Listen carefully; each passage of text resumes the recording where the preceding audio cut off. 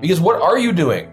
I'm going to be a Christian in Hollywood. Those are often the worst people in the world. Why? Because they lie to themselves about why they're doing what they're doing. You just like movies like everyone else. Like, that's nice. You think it's sexy. Like, don't lie to me. Now, if you're going to be a professional, this is something you really want to do because you have a vision of what you want to accomplish. Join the best in the movement. It's Conservative Conversations with ISI, educating for liberty since 1953. Welcome back. You're listening to Conservative Conversations with Marlo Slayback and Tom Saroof. And we're very excited to be joined today by Dr. Matthew Peterson, who's currently the editor-in-chief of The Blaze. But Matt, you've been involved in all sorts of things throughout your career. So instead of me introing that, how about you tell our listeners a little bit about yourself, and of course, welcome to the podcast. Thank you. It's great to be on. I'm glad we could make it work. Grateful to be here. I don't know. I mean, it's a big, wide, woolly world. And if I do anything today, I'd like to encourage anyone listening, all the ISI young achievers, that, there's a lot of different things you can do. And it doesn't mean your education ends. In fact, it just goes. We need a lot of Renaissance men and women out there. I guess just three things for me quick. As academia, I thought I was going to teach right around the time when things really started to collapse. But my wife reminds me it wasn't insane to go become a professor then. It actually sort of kind of made sense. You might, but it rapidly did not. There's not much you can do to change the educational system as a professor, unfortunately. So I taught American government, political philosophy, media because of things I was doing on the side. And I was also political consulting. I was analyzing the flow of power and money in some of the 88 cities in LA County, which was a red pill, as the kids say, about the form of government that was established there. So I mean, there was always the stuff I do for money with media and kind of consulting work. And I stayed in academia for a while and poked around, but I sort of realized that there's only so much I could do. You wouldn't be in charge. I wouldn't be in charge or be able to restructure things as a professor. Not that there's anything wrong with being a professor at all. It's noble, and we need more of those people, but we need them in institutions that don't hate us. So I finally reached the end of the rope there, and I thought, well, I'm just going to go make as much money as I can. It's against my ethos, but I have a family, and I've been teaching for a while, and I haven't really cared about that sort of thing.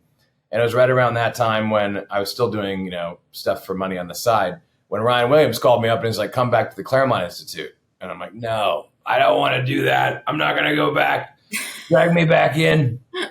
But he convinced me that they really wanted to do things, and it was an exciting time to be alive after Trump was elected. So, I mean, I don't know, he convinced me he wanted to do stuff, and he was true to his word. We revamped the fellowship programs.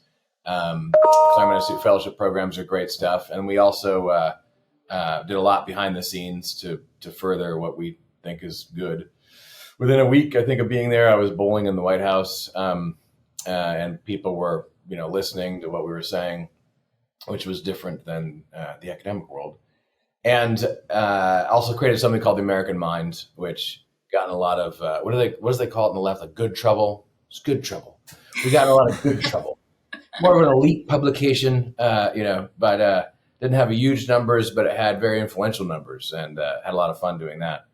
And then I finally did go back private sector in 2020 to a venture firm that was looking to build what we needed in politics and in media, finance, and tech, getting out in front of a lot of the people who are in finance who just aren't as political, don't have as sharp a vision, or aren't as insane as I am. And that was very interesting. As part of that, I ended up selling 2 media assets, some media stuff we had created, to Blaze, and then becoming editor-in-chief here at Blaze of a top 5 media company on the right. So I hope that made sense, but that's where I'm at now. In fulfilling our mission, consider helping us by rating and reviewing this podcast on Apple Podcasts, Spotify, wherever you listen, to help us reach more listeners like yourself. Now, back to the show. So tell us what it's like to be at the helm of a major news outlet especially a conservative one with a pretty conservative audience in the current media atmosphere after. And me and Tom, just for listener knowledge, know Matt through Claremont's Publius Fellowship, which I'm not sure if the deadline has already passed for Pubes to apply, but if you have the opportunity and you're a student listening or a young professional or recent grad, I highly recommend that fellowship. I think me and Tom would agree it was a life-changing one, and Matt was, an indispensable part of that. So the media atmosphere is obviously very charged, and we have an election, for those who don't know, later this year. What's it like being at the helm of such a media ship right now?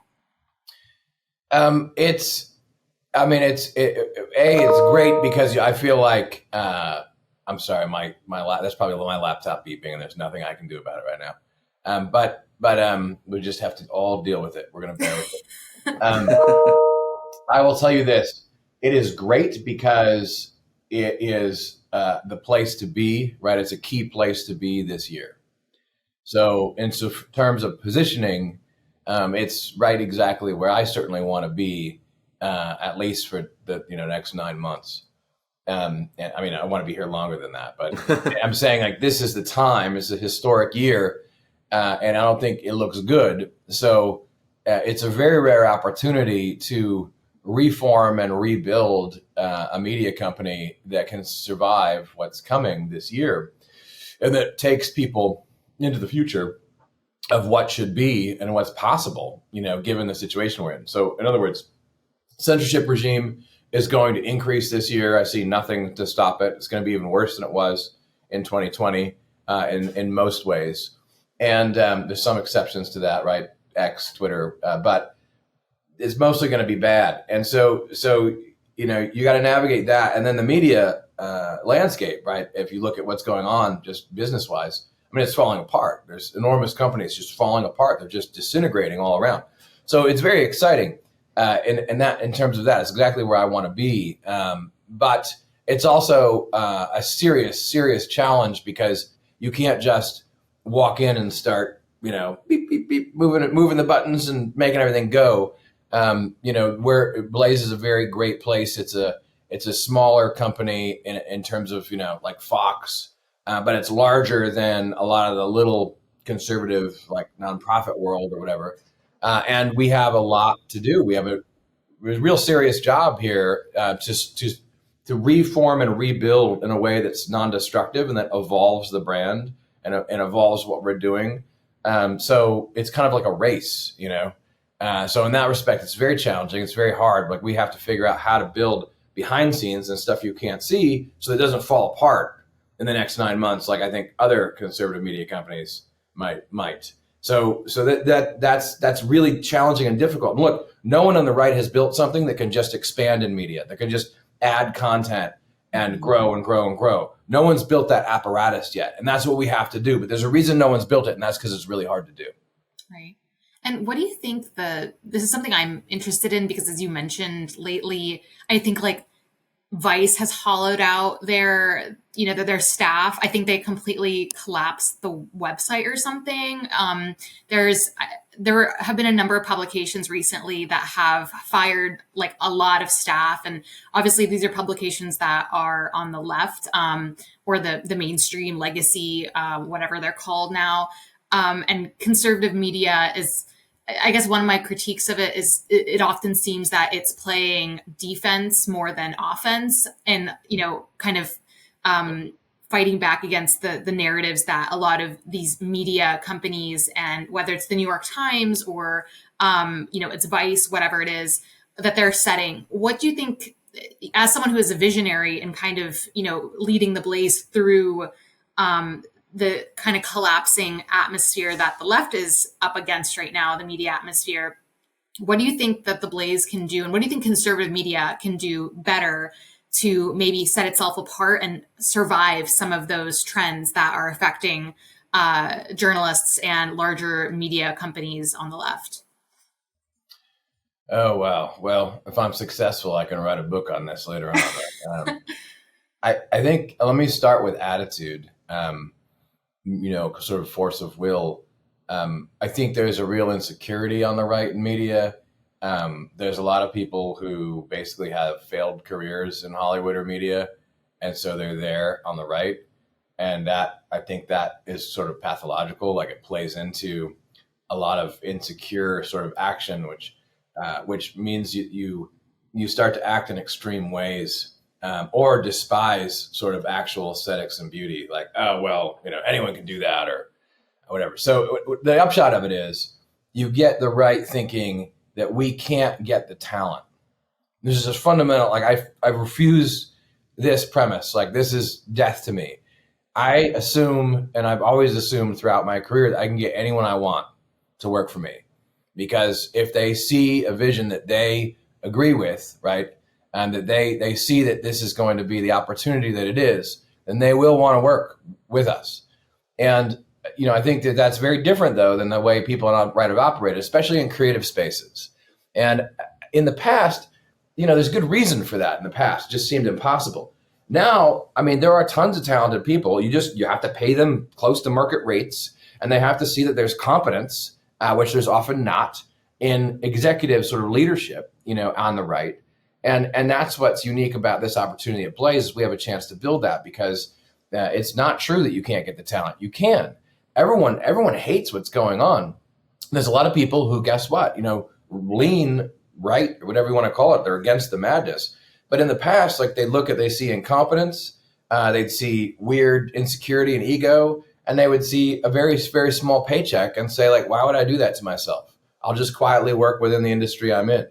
And this goes, it's not just media, this goes to all sectors, right?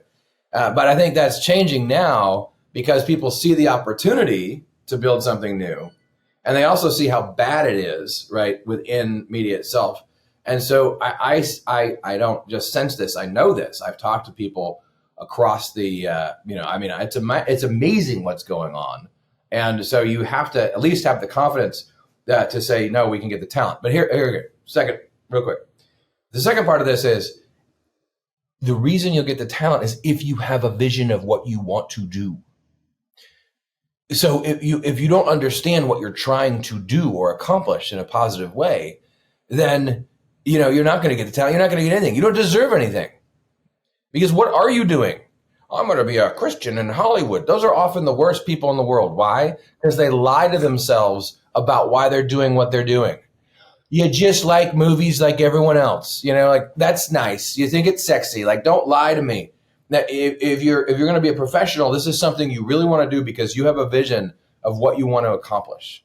And the right doesn't, needs that positive vision of what it wants to accomplish. Matt, I'd be curious to hear, a lot of media today focuses on the election cycle, or sort of playing the day-to-day politics, like tons of commentators talking about what they're seeing on the news or responding to current events. But something I noticed at the Blaze is one, there are others too, but like, for just one example, I love Orrin McIntyre, who you guys have picked up in the last year or two. And he's not really covering necessarily day-to-day stuff, or if he is, he's tying it back to a more worldview enculturation and certain, I guess he'd call it dissident right, or neo-reactionary ideas and writers. But I'm wondering that's just one example of a tendency or a propensity that I think you understand of how media serves to educate the populace in this current paradigm of the media landscape and educational landscape. I'm just wondering if you could speak more to that for the listeners. Yeah, there's a lot there. First off, let me say as a caveat, my own vision is not fully executed, throughout even the news or anything else yet at Blaze. We have to evolve. We have to gain the muscles to get to where I want to go. And so, that's a process.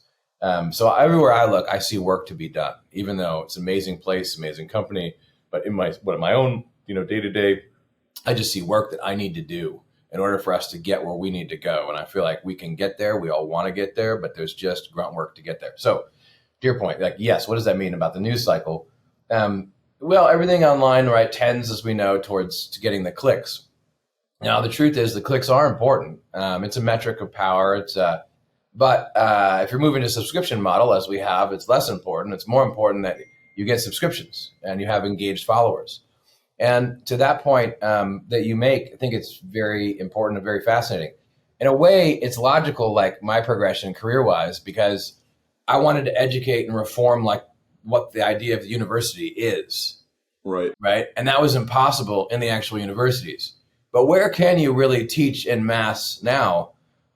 Well, it's with media, because the most interesting ideas are people sitting around like, this Orrin guy is exciting. What's he saying? And people are willing to spend hours listening. These are their actual professors, right? And it's not just younger people. I mean, I'm talking 55-year-old hedge fund managers, right, who are just looking for signs of life. That was the American mind. There were some older folks around Claremont who said, oh, you're going to ruin our reputation and you're publishing these pseuds. And, this must be kids in their mom's basement listening and talking to each other. And the truth is, no, a lot of them are incredibly wealthy, successful people who are looking for a shred of non-platitudinous signs of life.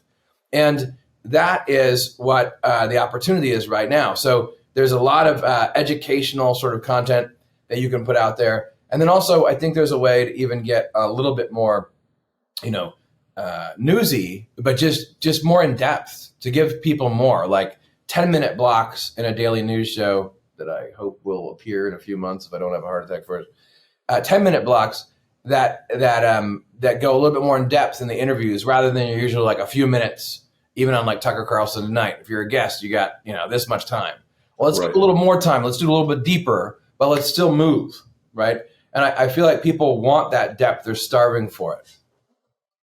Do you see that with younger demographics as well? Something that I constantly hear in the ISI, orbit is the kids are being educated by YouTube University and TikTok University, right? And I think that's true to a certain degree. And that the short, tidbits and clips are affecting their ability to perform in in like actual standard classrooms.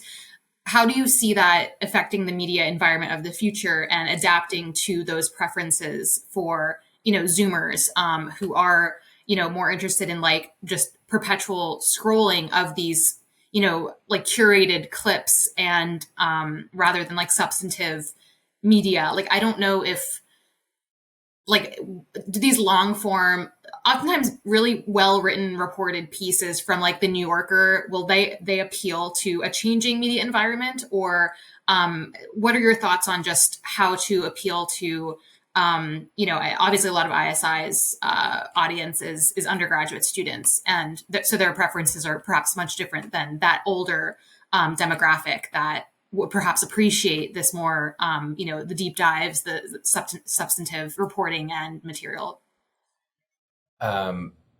Yeah. So this is important. Let me first say something a little positive about the reels and the feed and whatever. And that's this, we used to have something, and we still do, and there's millions of boomers watching it every day, called cable, right? And cable is just streaming, right? I mean, you don't get to fast forward until you did when digital came in, right? So there's a sense in which like the going to the streaming stuff, the poison of it is that it's short, right? And over time, the screens are definitely rotting our brains. So I predict behavior will change. Elite / in sense of excellence behavior will increase. This whole like anti-screen thing for kids. Students in college will reject cell phones at increasing rates, even though it's a minority. There's going to be a lot more of them, because it's going to, like, the data when this comes out, which is already there, this is worse than smoking. It's worse than, it's like people will not have executive brain function for the rest of their lives if they're just been on screens for the first 20 years of their life. It's unbelievably damaging. And so there'll be more acknowledgement of that. And as that happens, you'll get almost like a more medieval situation where some people will be even more in depth and very intellectual, right? They'll be they'll know 3 or 4 different languages and whatever, and be like scribes. And then you're going to, unfortunately have a mass of people who are just addicted to this stuff. But my first comment is, I don't think like having streaming content is that's TV too, right?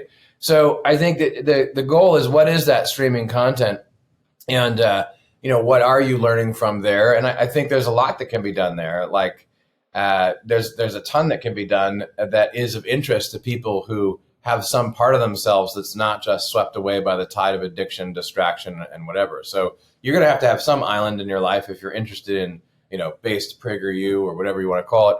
But you're going to have some island in your life that drives that interest in what's in depth. So there's that. Okay, backing up that, I'll counter myself again. There's something else here that's interesting, which is that right now there are millions of people who want the deep dive and want that long form stuff. So some of the most popular stuff since I've come to Blaze was actually our investigative piece on Tim Ballard, a guy who was on the right. And these women came to us, and we decided to, in this case, actually investigate someone on the right, because we thought these were valid concerns. And also he had raised a bunch of money with, Glenn Beck and Blaze over the years. So we felt like we owed it to our audience to investigate him. And those two pieces have like record numbers for engagement on the website. So it's simply not people were interested in that long report. And I feel like there's millions of people like that. So we haven't tapped out that market at all. I'd also be interested in, you were kind of mentioning about how, I guess, elites are excellent people, potential leaders and statesmen, which is something that we're thinking a lot about in terms of, at ISI, in terms of helping form and acculturate the next leadership class in America. I heard someone wrote a book there recently about statesmanship. That's right, Johnny's book. And so as we think about that sort of thing, I'm wondering, and I know your PhD is in classical political philosophy, and you think a lot about the American founding, the American founders, these great leaders and statesmen. And so I'm wondering, I guess, how your interests or your background in classical political philosophy, statesmanship, translates into how you think or approach leading this media company, and not just the media company in your own personal role, but how leadership and statesmanship intersect with these sorts of things. Well, I think they do. And if they don't, what are we even doing? Right. I would encourage everyone listening to think about the way in which the role of statesmen applies now, in a time where everything is politicized, and in a time in which I think we face some very, very real challenges. How your role as statesman is not defined by actually being a statesman. In other words, if you know some of these politicians, or most of them, the vast majority of them, even the ones I like, right? There are very, very few who would you even put in that category. Most of them are extremely unimpressive people. Tucker Carlson is most right about this. And so where are the people who are actually acting for the sake of the common good? Well, they damn well better be in an oligarchical society or an aristocracy even as well. Like they better be other places, right? And they better be in business. They better be in nonprofit world. There better be people who are acting in statesman-like ways. And so people should realize that that's not just a term that should apply now to people who are elected officials in politics. And if that is the case, then we're sunk. Now, eventually you want some of those people to possibly be in that position, but you can influence a lot outside of it. And I firmly believe that the only way that good happens in the world is that, first off, everything's falling apart. Everything's always going to hell in a handbasket in human existence. And that's human nature. That's every society. Everything's always going to hell in a handbasket. The only way that things go right is that every once in a while, a few good people sacrifice a lot, whether anyone realizes it or not, and get the job done. And that just helps the thing to creak on, to hurtle on and survive without falling into barbarism. And so I think that that's the case now. So then the one particular thing I'd say is that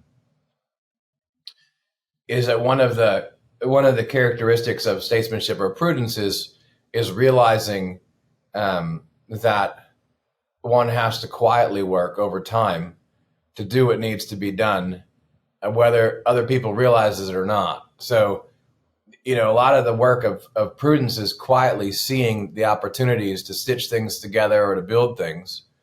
And it's not going to be apparent to anyone else. And it's not something you're going to like reveal your plan to the world all the time, right? It's something it's often a quiet work. And you have to have some interior place where you really have thought deeply and worked hard and done a lot to figure out, I think the ship needs to move in this direction. And I got to get the ship to move in this direction. And in order to do that, it's not like lying or weird, Machiavellian evil. It's just in order to do that, a lot of times, it's not going to be apparent to everyone. You're not going to lay out you got to quietly work right at those opportunities. And that's what great statesmen do. And that can be done in every sector of American life right now. Great insight. Thanks, Matt.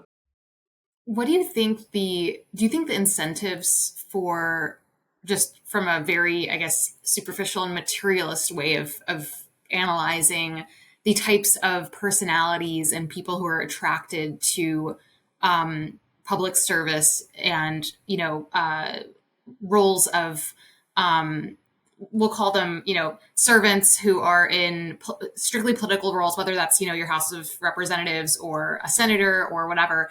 Do you think that over time, and you're saying, everything's always going to hell in a handbasket. We do live in a fallen world, so I appreciate that. But do you think that there's anything in particular today that, I know a lot of people, myself included, I almost have this reflexive skepticism towards anyone who's attracted to power today. You look around at the types of personalities that are drawn to running for office, and it's, oftentimes like there's scandal, you're totally skeptical of them. Of course, there's a lot of baggage. And I've been reading a number of different biographies about people like Blessed Karl of Austria. And there is a degree of, almost kind of denying your own self. And obviously the incentives were different. It's the Habsburg Empire. So it kind of came with the family name, and that's different in a democratic republic.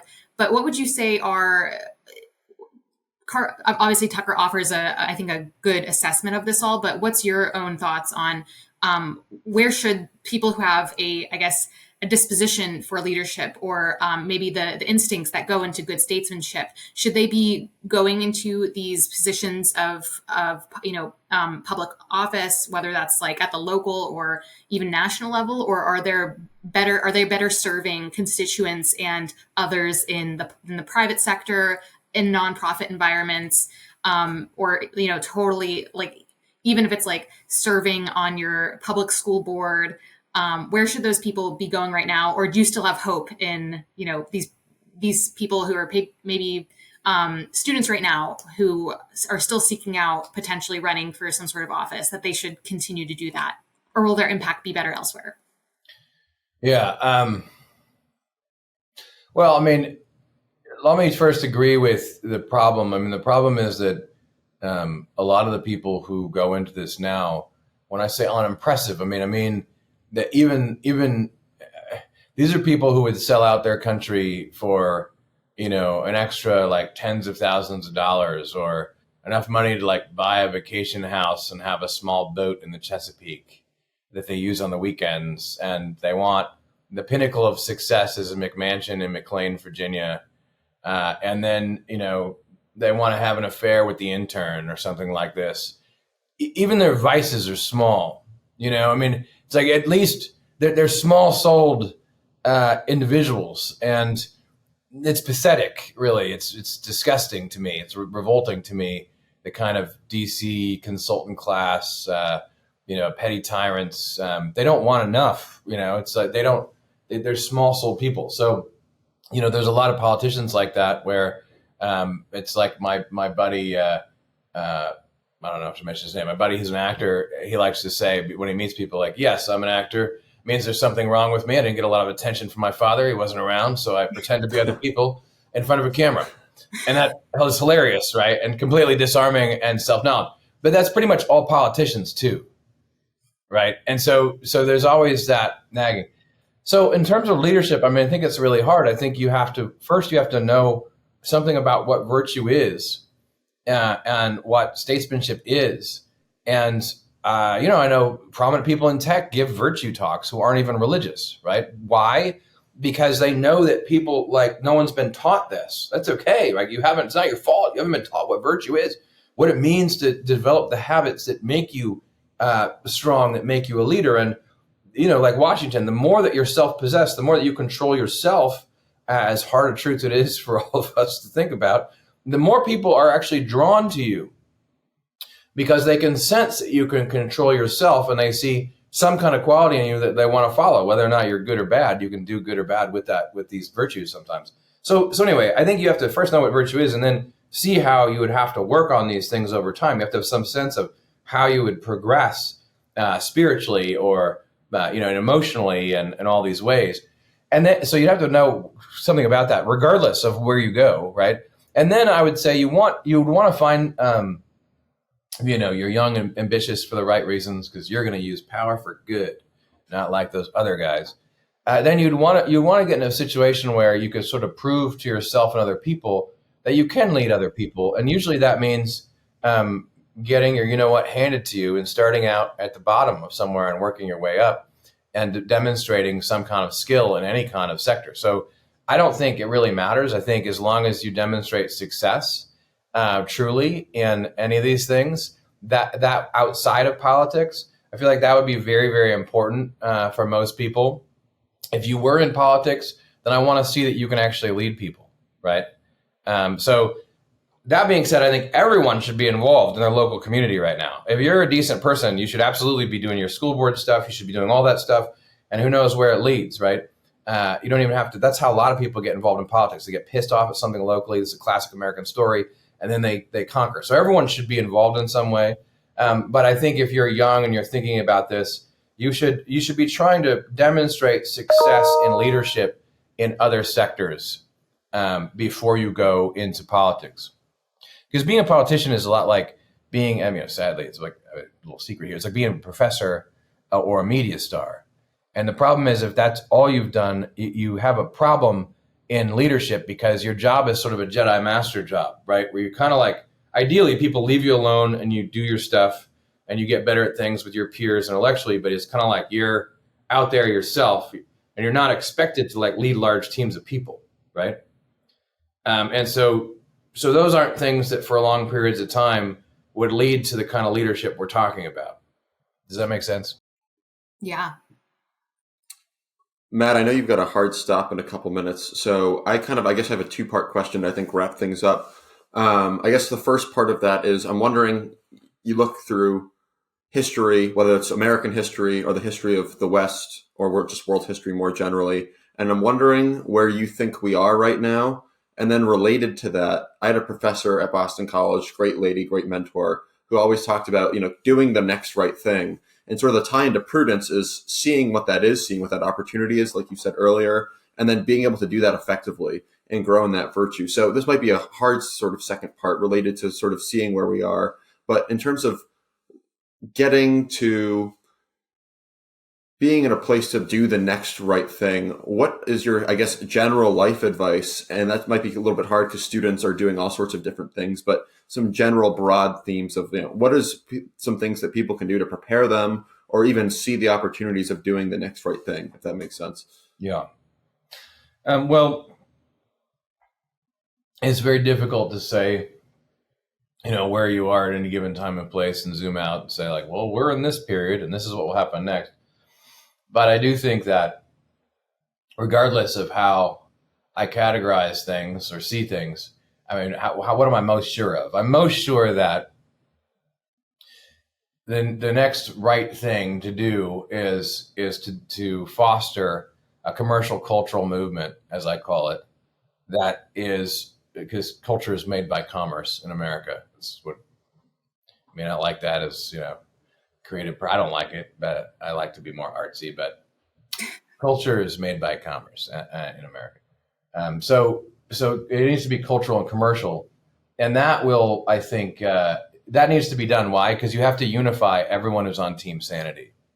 You have to get billions of dollars. Without the money, You got nothing.